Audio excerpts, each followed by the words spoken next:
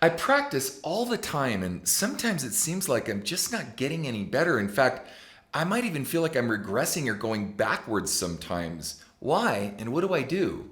Well, guys, it's a simple answer. It's technique. Just because you go on YouTube and you do a bunch of scales that some guy throws out there and tells you to do this and this and this and this, and they can't even reduplicate it themselves, why would you think you're going to get any better unless you go to a channel where that person is physically demonstrating how you can get better with their own voice and with their students' voices? Please don't expect to go to some channel and just do a bunch of scales and think you're going to get better. In fact, oftentimes you could build bad habits and even hurt yourself. I want to give you an example of this because I want to talk about vowel modifications. Now, a lot of people, as they go up really high in their scales, they oversing, terribly oversing, and that really hurts the voice, and it inhibits range, it breaks down muscle structure, creates a lot of bad habits, and you're really just not going to get any better. You're breaking down the equilibrium of your muscle structure for no reason, for no good reason, and you're not growing as a result of it. Now, if I was a personal trainer and I told you, hey, Johnny, run up and down that street 10 times. You know, at first, as you're doing these scales, you're thinking, I feel myself getting a little stronger. Guy, when I first started this, you know, these scales, I felt myself getting stronger, but I've just hit a ceiling and I'm not getting any better. Why? Well, that's because all you're doing is running up and down that street. And once you've plateaued, and that's the total sum of the information that you have, and you don't know what to do beyond that, how could you possibly get any better? That's what a lot of vocal coaches, that's where they come from. And that's why a lot of people go to teachers and they get frustrated. They're with them for a year or two and they just don't get any better. Okay. Now I want to show you some simple things. And I'm going to start with an ah vowel because, as I've said a million times, all vowel sounds stem from it's the la ah. I want you to do something with me. And ladies, you can do this. I said guys, but I meant like everybody. And I'm going to just do a simple triad, okay, on an ah vowel. And I want to show you one simple example of this that will really help you, and it's going to trip you out, actually. We're going to do ah, and we're going to go like this. La. And I'm going to ask you to drop the jaw and open up your mouth and throat as big as you possibly can. And when you think you've opened it up as much as you possibly can, I want you to open it up even more. I kid you not. Because most people think they're opening their mouths, but they're really going, la. Do you hear that? I want it to be ah, ah, ah, ah, ah. Do that a million times if you have to, but open up that throat. Ah. And as you go up, on your lower notes, do not change the sound of the vowel. Really, force that throat to stay open so you don't go la. Don't do it. Force it, record yourself, force it, whatever. Train yourself, listen with your phone, record yourself, look at yourself in the mirror. Do the next one. La. Keep it nice and open. And I want you to notice I don't have that sound like I have cotton in my throat or like the sound is constricted in my throat. I have a saying, and the saying is ping is king. That bright ping that you hear in my voice is the only true sound that actually really grows resonance or bigness in the sound of a voice. So keep that ping going, open up that jaw. Now, for some of you baritones, I'm going to talk to Barry's first. Ladies, I'll get back to you. Hang in there, ladies. I promise I'll get to you. You're going to feel the sensation of going from ah to ah, like loft. Listen, it's subtle, but it's there. Now, if you don't do this, I want you to, because I want you to feel the sensation of closing down the vowel as you ascend to be safe on it. That's why bel canto is bel is beautiful and canto or cantor, beautiful singing, is so that we don't sound strained as we go up, and we're not singing so loud that we're really getting diminishing returns, and we're not training the voice to pace ourselves to close down the vowels as we go up. So here we go. Ah is going to go to ah. Watch this. La. It was subtle, but listen closely.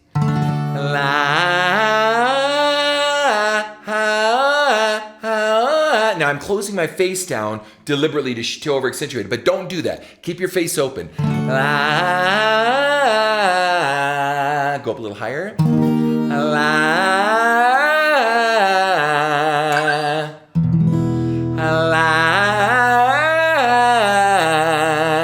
watch. I'm going to hold this note at the top, and I want you to listen to it. Listen closely to the shape of the vowel on the bottom. La, ha,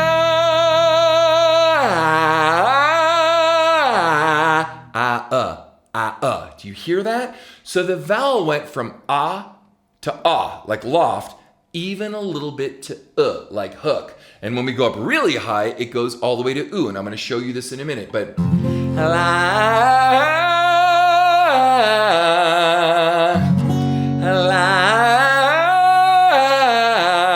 hear me? La. So I'm closing down this vowel to stay safe on the vowel so that I'm not over singing the vowel and I'm pacing myself and not destroying and hurting my voice, okay? Now, I'm gonna really freak you out because you're not gonna notice that I'm really doing this until I point it out. I'm gonna go just in a slider, a siren, okay? Whatever the flavor of the month thing that's called these days. And I'm gonna go, la.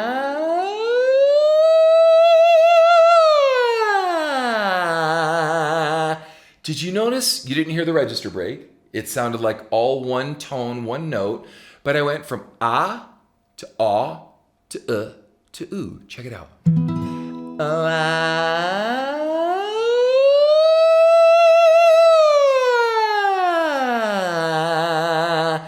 And those changes of what are called vowel modifications happened at different places in a scale that I would practice for that vowel. Now, each vowel is different. By the way, I cover all of this thoroughly in my singing course. If you're interested, you can find it right here at KenTamplinVocalAcademy.com, where I also have a singing forum over there with over 25,000 singers, all getting really good at this stuff, and you should be getting good at this too.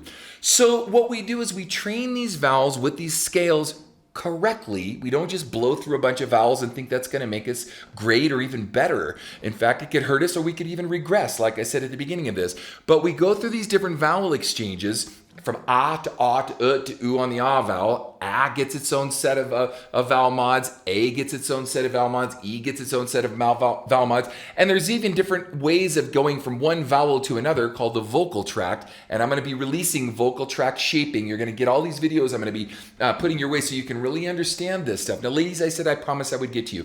So that's for the guys. You gals up here, let's do this together. I'm going to do it on what's called the tenor high C, so the C5, okay? And I'm going to go, right? Had you started this, gals, had you started this, you would have been down here. The vowel wouldn't have changed. Watch.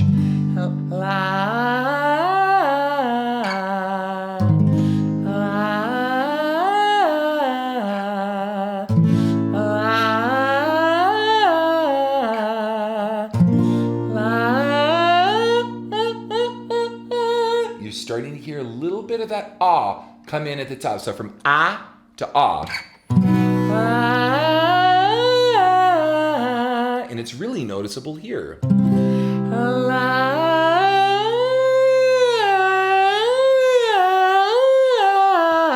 You hear that la ah? Now let's go a little higher.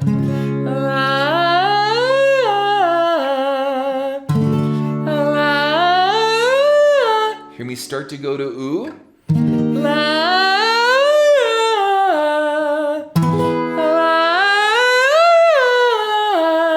Right? So we close down these vowels for safety. So the question again was, I practice a lot, but it feels like I'm not getting any better. Sometimes I feel like I might even be going backwards. Why? This is why. Technique, open throat singing, vocal tract shaping, and vowel modifications is key to getting better. And then how you take all that information and you apply it to actual practical application for singing. Stick around and check out my next video. I'm gonna sing for the people.